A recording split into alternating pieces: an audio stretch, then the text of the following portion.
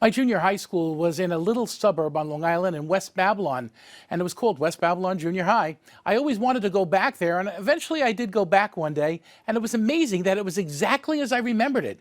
The tile walls, the tile floors, the small desks. But there was one overwhelming reality that I encountered, one thing that made it very, very different. It was exceedingly small, very small. It was funny, it was so small, it was kind of creepy in a way. The cafeteria chairs were small, the desks were small. It was an interesting experience, not the warm nostalgia I was expecting, but an experience of smallness.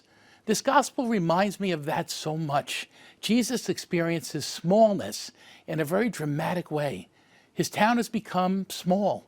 Their minds are closed, their hopes are small, their vision is eclipsed. They never grew. Jesus could no longer work miracles there, it says, because they were too small. His prophetic voice could not be heard. There was a novel written by Thomas Wolfe. It's called You Can't Go Home. It's about a novelist who goes back to his hometown after writing a very popular novel about the town and the people. And he anticipates a hero's welcome when he goes home, and instead he gets death threats. A prophet is not always recognized in his small town, we're told. And it's a call for you and for me to grow, to be able to hear the prophetic voice of Jesus, the prophet, and incorporate that voice into our own hearts as we grow. There are two kind of components of a prophet. A prophet energizes and a prophet criticizes. Energizes the community, energizes the people, energizes the faith of individuals who encounter that person, but at the same time calls to more and challenges to more. And there's something about prophets that we're called to recognize in our lives because they stretch us and they help us to grow.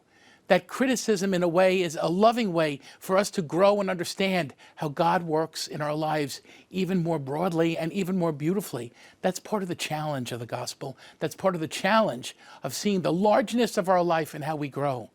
Today we hear the prophet, and we welcome the prophet prayerfully into our lives.